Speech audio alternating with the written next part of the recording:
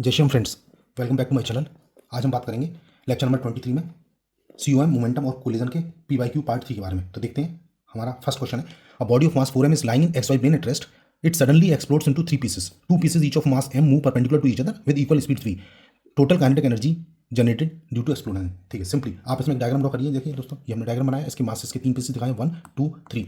तो अब हम कह सकते हैं resultant momentum two small masses, ये जो मासेस हैं दोनों इक्वल मोमेंटम के हैं, 45 डिग्री पे हैं। तो इसका मतलब इनका जो रिजल्टेंट मोमेंटम होगा √2m इंटू वी के बराबर होगा। ठीक है, अब √2mv किसके बराबर होगा?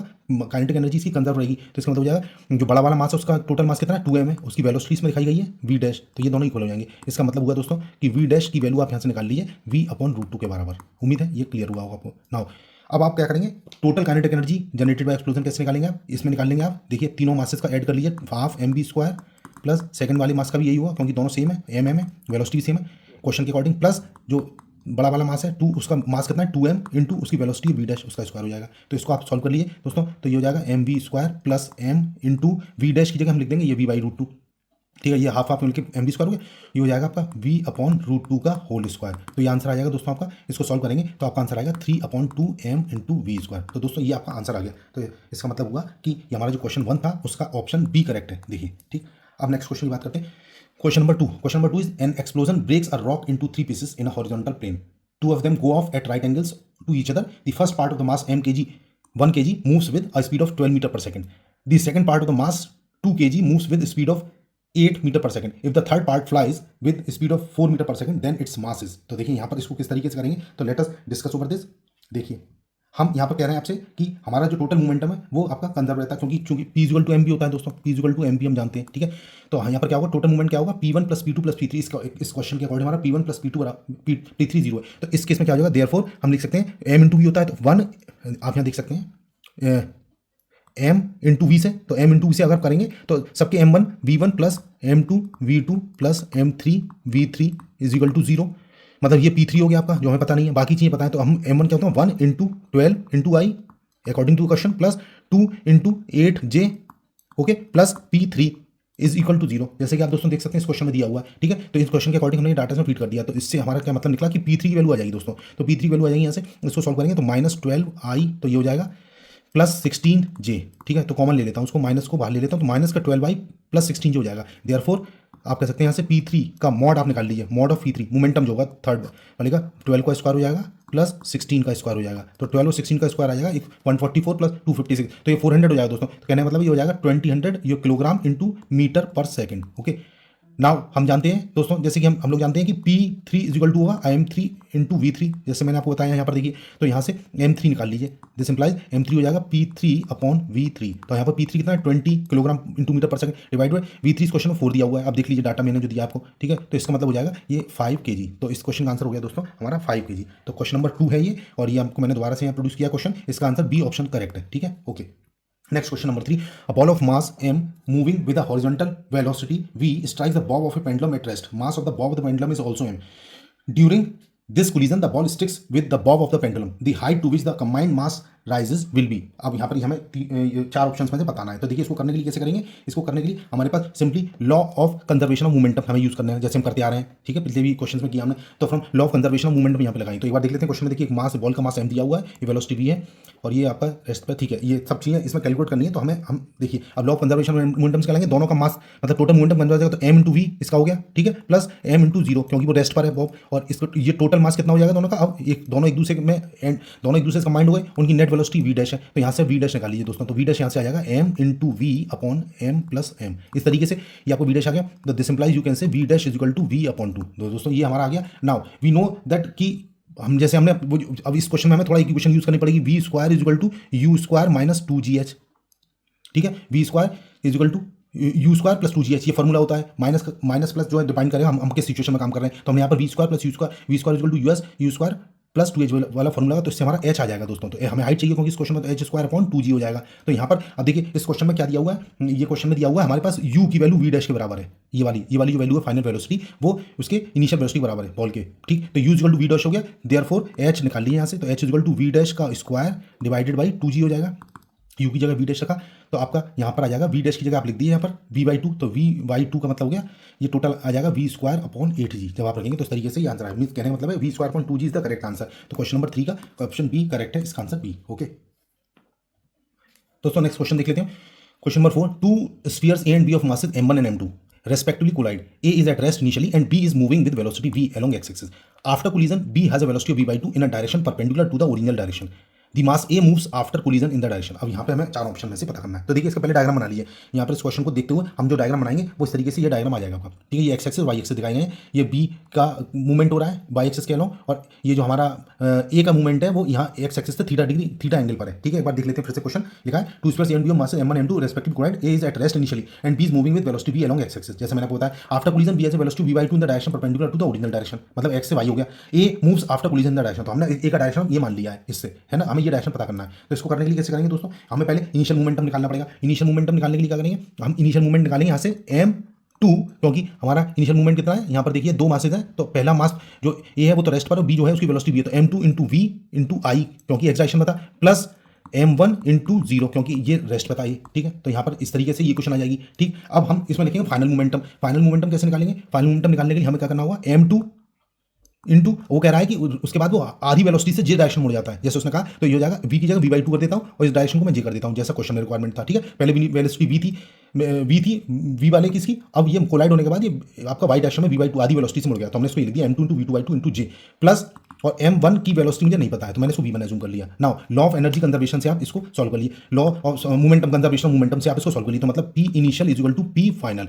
तो ये वैल्यू रखेंगे आप, तो दोनों वैल्यूज को इक्वल कर दी, तो m2 into v into i cap is equal to, ये आ जाएगा is equal to m2 into v into i cap, ये 0 हो गया, is equal to m2 into v/2 into J cap, okay, plus m1 into v1।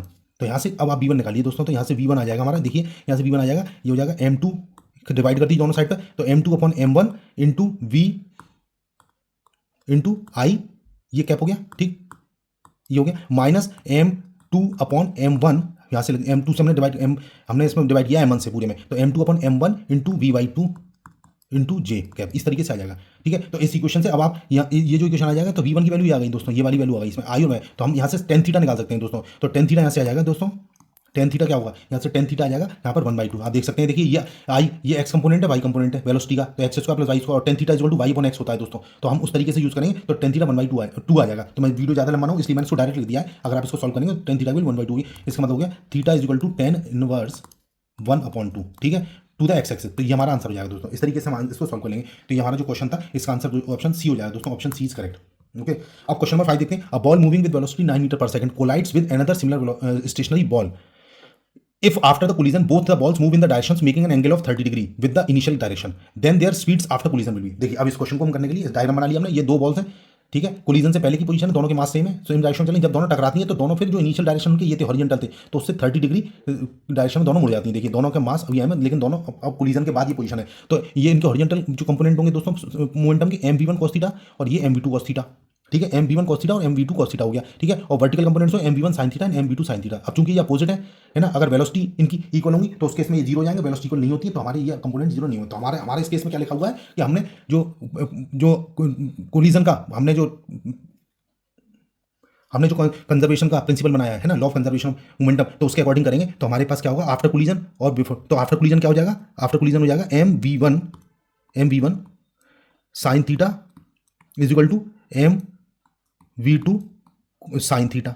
ठीक है, mv1 sin theta is equal to mv2 sin theta हो जाएगा, ये बराबर हो गए। ठीक है, तो इससे का मतलब हो गया दोस्तों v1 is equal to v2 हो गया। ठीक है, ये बराबर होंगे, तो ये हमने इसको v मान लिया, जूम कर लिया सपोज। देयरफॉर हमारे पास क्या हो जाएगा 2mv cos थीटा, ये वाले ये दोनों कंपोनेंट सेम डायरेक्शन में, that is equal to m into 9। ठीक, m इंटू 9 हो जाएगा, क्योंकि इस क्वेश्चन में दिया हुआ है वेलोसिटी दे रखी है उसकी। आप देखिए उस क्वेश्चन में हमें क्या दिया हुआ है, ये हमें दिखा रखा है इसमें, यहाँ पर इस क्वेश्चन में दिया हुआ है, you can check this question. तो दोस्तों हमारा हो जाएगा 2mv cos theta is equal to m into 9, और ये हो जाएगा, अब इसमें cos थीटा वैल्यू रख दीजिए, तो 2m इंटू v, मतलब यहाँ m से m कट गया, तो 2 ये हो गया 2v cos 30 degree is equal to 9, इसलिए आपका यहाँ पर v इक्वल टू आ जाएगा, वैल्यू रख दीजिए 9 अपॉन ये √3 हो जाएगा, तो ये आ जाएगा 3√3, तो लगभग ये हो जाएगा दोस्तों 1.732 होता है, तो ये आ जाएगा आपका करीब, इसको मैं सॉल्व कर देता हूँ 5.2 मीटर पर सेकंड। इस तरीके से आपका आंसर आएगा दोस्तों। तो ये इसका ऑप्शन हो जाएगा क्वेश्चन नंबर 5 का, जो ऑप्शन 5.2 मीटर पर सेकंड, ये आंसर आपका करेक्ट है, ऑप्शन इज करेक्ट। ओके, अब देख लेते हैं next question, question number 6। A body of mass m1 moves at 5 I meter per second and another body of mass m2 which is equal to 2 kg moves in 10 I cap meter per second. The kinetic energy of center of mass है, देखिए simple है ये। तो दोस्तों इसको कैसे किया जाना है, देखिए इसमें हमें ये चार वैल्यूज रखी हैं, m1 4 kg at 5 I metre पर सेकंड एंड m2 2 kg है, उसकी वेलोसिटी 10 I मीटर पर सेकंड। तो देखिए इसको करने के लिए velocity of centre of mass अगर आपको निकालनी है तो सेंटर ऑफ मास निकालने के लिए क्या करेंगे, आप ये फॉर्मूला रख दें जैसे हमने आपको जो बताया था ना, v सेंटर ऑफ मास की वेलोसिटी कैसे निकालते हैं, VCM इज इक्वल टू होता है m1, ये आपका होता है dr1 upon dt plus m2 dr2 upon dt। ये पोजीशन वेक्टर को डिफरेंशिएट कर दिया हमने दोस्तों, तो हमारी वेलोसिटी ये आ जाएगी वेलोसिटी, तो m1 v1 plus m2 v2 upon m1 plus m2। इसको लिखने का रीजन है क्योंकि मेरे को यहाँ पे वेलोसिटी फॉर्म में दी हुई है, तो इसलिए मैं डिफरेंशिएट करूंगा। तो हमारा ये दिया 5 I मीटर पर सेकंड, तो हमारा हो जाएगा m1 कितना इस केस में 4 और ये आपका 5 इंटू आई, ठीक है, प्लस ये है नेक्स्ट 2 है इंटू 10 इंटू आई, ठीक है, ये डिवाइडेड बाई हो जाएगा 4 प्लस 2, ठीक है। तो इसको अगर आप सॉल्व करेंगे तो हो जाएगा 20, 4 पंजे 20 और 10 दूनी 20, 20 40, ये टोटल हो गया 40 I कैप, ठीक है, 40 I कैप डिवाइडेड बाई 6, तो ये करीब करीब आ गया ये 20/3 इंटू आई कैप। ये अब काइनेटिक मास जो आपको मास आया है उसकी काइनेटिक एनर्जी के निकाल लीजिए, तो के इक्वल टू आप फॉर्मूला जानते हैं, के इक्वल टू हाफ m और ये सेंटर ऑफ मास की वेलोसिटी, इससे हमने इसको स्क्वायर से मल्टीप्लाई कर देंगे। तो इसको सॉल्व कर लीजिए, हाफ इंटू m कितना है टोटल, हमारा m टोटल है आपका 4 प्लस 2, ठीक है, इंटू ये आपका v कितना है 20, ये इसका मैग्नीट्यूड ये जो 20/3 आया ना, तो उसको हम दोस्तों कर देते हैं 20/3 का होल स्क्वायर, क्योंकि मैग्नीट्यूड हो गया ये। तो जब आप इसको सॉल्व करेंगे तो दोस्तों आ जाएगा 2 4, ये हो गया 4, ये हो गया 1/2 और ये हो गया 6 इंटू 400 हो गया ये, और ये हो गया आपका 9, ठीक है। तो 6 चौक 24, ये 2 से 3 बार कट जाएगा, मतलब ये हो जाएगा 1200 और 3 से ये 3 एक बार कट गया, तो कहने का मतलब है 400/3 आ जाएगा दोस्तों, इसका आंसर आ गया 400/3 जूल। तो इस तरह से आपका ये क्वेश्चन सॉल्व हो जाएगा। तो क्वेश्चन नंबर 6 का आंसर हो जाएगा option C is correct. This is clear, okay, I hope this is clear to all of you. अब क्वेश्चन नंबर 7 देखते हैं। A mass of 10 gram moving horizontally with a velocity of 10 centimeter per second strikes a pendulum bob of same mass. The two masses after collision stick together. ये चिपक जाते हैं आपस में. What will be the maximum height reached by the system now? अब यहाँ पर g की वैल्यू में 10 मीटर पर सेकंड लेनी है दोस्तों। तो दोस्तों इसको करने के लिए क्या करना है, देखिए law of conservation of momentum आप पहले से यूज कर लीजिए। तो इसमें इस क्वेश्चन के हिसाब से कंजर्वेशन ऑफ मोमेंट हो जाएगा m into u is equal to, दोनों मास एक दूसरे से चिपक जाते हैं, एक हो गए दोनों, उसकी वेलोसिटी नई वेलोसिटी है, इनिशियल वेलोसिटी होती है, फाइनल वेलोसिटी भी है, ठीक है, वही कंसेप्ट है दोस्तों। तो यहाँ से अब आप v की वैल्यू निकाल लीजिए, तो ये हो जाएगा v is equal to u/2 हो जाएगा, ठीक है। अब u इस केस में हमें कितना दे रखा है, u हमें चूंकि इस केस में 1 दे रखा है ना, तो मतलब 100 सेंटीमीटर पर सेकंड मतलब 1 मीटर पर सेकंड हो गया, तो दिस इज 1/2 मीटर पर सेकंड, ठीक है। आप इसको चेक कर लीजिए डाटा से। Now the maximum height reach by the system क्या हुआ, देखिए अब मैक्सिमम हाइट आप कैसे निकालेंगे। मैक्सिमम हाइट के लिए मैंने आपको फॉर्मूला बताया था, लास्ट वाले न्यूमेरिकल में मैंने यूज किया, इसका फॉर्मूला था v²/2g, ठीक। तो v² की वैल्यू हमने यहाँ से रख दी 1/2 का whole square into 2g, 2 into 10, ठीक है, इस तरीके से लिख देंगे। तो ये हो गया 2 4 2 8 80 हो गया, 1/80, ठीक है, 1/80 हो गया ये दोस्तों। और इसको अगर आप सेंटीमीटर बनाएंगे तो इसको ये तो आपको मीटर में हो गया दोस्तों, और इसको सेंटीमीटर बनाएंगे दोस्तों तो 1 मीटर में 100 सेंटीमीटर, 100/80 कर दीजिए, तो ये हो जाएगा दोस्तों 100/80 मतलब 10/8, तो 1.25 सेंटीमीटर। इस तरीके से दोस्तों ये क्वेश्चन सॉल्व हो जाएगा। तो ये क्वेश्चन नंबर 7 है, ये आपको पूरा लैंग्वेज है, देख लीजिए। और एक बार मैंने दोबारा से क्वेश्चन को लिखा है, और ये option B 1.25 centimetre, option B is correct दोस्तों। तो उम्मीद करते हैं ये आपको क्वेश्चन समझ में आ गया होगा दोस्तों। अब क्वेश्चन नंबर 8 देखते हैं। क्वेश्चन नंबर 8 क्या है, a bullet of mass m moving with velocity v strikes a suspended wooden block of mass capital M, ठीक है। बुलेट का मास स्मॉल m है और जो वुडन ब्लॉक है उसका मास कैपिटल M है। If the block rises to height h then initial velocity of the block will be. अब देखिए इसको कैसे करना है, इसको क्वेश्चन को करने के लिए क्या करेंगे, सबसे पहले तो जो इसमें दोस्तों ये है कि इसमें फाइनल काइनेटिक एनर्जी अपन निकालनी, means final kinetic energy of the block along with the bullet when the bullet strike, उस केस में क्या होगी। तो हमें सबसे पहले तो ये पता करना है, देखिए final kinetic energy of the block along with the bullet when the bullet strike, ये हमें क्वेश्चन मार्क है कितना हुआ ये, ठीक है। तो हम इसको निकालने के लिए क्या करेंगे, तो काइनेटिक एनर्जी हम कैसे निकालेंगे, जब बुलेट और वो दोनों मिल जाती हैं तो हाफ इंटू m, छोटी मोस है और बड़ा वाला मास कैपिटल में, तो m plus m into v², इस तरीके से आपका जाएगा। अब क्या होगा, अब due to this kinetic energy the block will rise to height h, अब ये ऊपर चला तो ये पोटेंशियल एनर्जी में कन्वर्ट हो जाएगा। तो देयरफॉर इसकी पोटेंशियल एनर्जी निकाल लेता हूँ। पोटेंशियल एनर्जी कितनी हो जाएगी दोस्तों, यहाँ से पोटेंशियल एनर्जी हो जाएगी आपकी m plus capital M into जी इंटू एच, अगर मैंने हाइट h मान ली। अब law of conservation of energy से दोनों को इक्वेट कर दी दोस्तों, तो इसका मतलब हो जाएगा हमारे पास हाफ इंटू ये m प्लस m का whole into v² is equal to m plus small m into ji into h. तो यहाँ से ये कट जाएंगे m प्लस m, और ये सब कटने के बाद हमारे पास जो v की वैल्यू आ जाएगी दोस्तों, आ जाएगी √2gh। तो इस तरीके से दोस्तों ये हमारा क्वेश्चन हो जाएगा सॉल्व। तो उम्मीद करता हूँ ये भी आपको समझ में आएगा। तो क्वेश्चन नंबर 8 है, ये आपका देखिए इसका ऑप्शन नंबर ए करेक्ट है, मतलब √2gh इज करेक्ट आंसर, ठीक है। अब एक क्वेश्चन और देखते हैं, question number 9, a particle of mass m1 moves with velocity v1 and collides with another particle at rest of equal mass, the velocity of the second particle after elastic collision है। अब देखिए ये भी conceptual question है, ये भी DU-MET में आया हुआ है, 2011 का क्वेश्चन है। अब इसमें क्या करेंगे, हम इस क्वेश्चन को करने के लिए क्या करेंगे, सिंपल एक तो इसमें डाटा देख लीजिए क्या क्या दिया हुआ है। डाटा इसमें m1 बराबर m2 दिया हुआ है, इस क्वेश्चन के हिसाब से वेलोसिटी हमने कहा u1 is equal to v1 और u2 इज इक्वल टू 0, इस क्वेश्चन में जो लिखा हुआ है उसके हिसाब से हमने इस क्वेश्चन की डाटा को हमने ये इस तरह से कन्वर्ट कर लिया है, ठीक। अब इलास्टिक कोलिजन के लिए आप क्या करेंगे, देखिए for elastic collision elastic collision, क्योंकि इलास्टिक कोलिजन है यहाँ पे, एनर्जी कंजर्व रहेगी, मोमेंटम भी कंजर्व रहेगा। तो हम यहाँ से V2 निकाल लेंगे दोस्तों। जैसे मैंने आपको बताया था फॉर्मूला जो होता है M2 minus M1 upon M2 minus M1 upon M1 plus M2, ठीक है, into U2 plus 2M1 into U1 upon M1 plus M2। ये मैंने फॉर्मूला आपको बताया दोस्तों। ये क्वेश्चन मैं फॉर्मूला पहले में डिस्कस कर चुका हूँ, अब इसको डायरेक्ट अप्लाई करने का टाइम है, ठीक है। तो इसमें वैल्यूज रख दीजिए। अब ये जो वैल्यूज लिखी हुई है दोस्तों, यहाँ पर सब M1 बराबर M2 रख दीजिए, U1 V1 बराबर U2 0। जब ये वैल्यूज आप पुट करेंगे तो आपके पास इसका जो आंसर आएगा V2 की वैल्यू आ जाएगी। यहाँ से V2 की वैल्यू आ जाएगी इस केस में दोस्तों 2M1 into V1 upon 2 into M1। This implies you can से, ये देखिए M1 से M1 कर दूँ और 2 से 2 कट गया, तो मतलब V2 की वैल्यू जो हो जाएगी वो V1 के बराबर होगी। तो ये दोस्तों हमारा ये आंसर हो जाएगा इस क्वेश्चन का, ठीक है। तो ये क्वेश्चन नंबर 9 इसका ऑप्शन बी करेक्ट है दोस्तों। तो ये उम्मीद करता हूँ ये क्वेश्चन भी आपको क्लियर होगा। तो दोस्तों आज का वीडियो मैं यहीं पर खत्म करता हूँ। वीडियो आपको कैसा लगा कमेंट करके बताइए, और मेरा वीडियो देखने के लिए बहुत बहुत धन्यवाद। आपका दिन शुभ हो। जय श्री राम।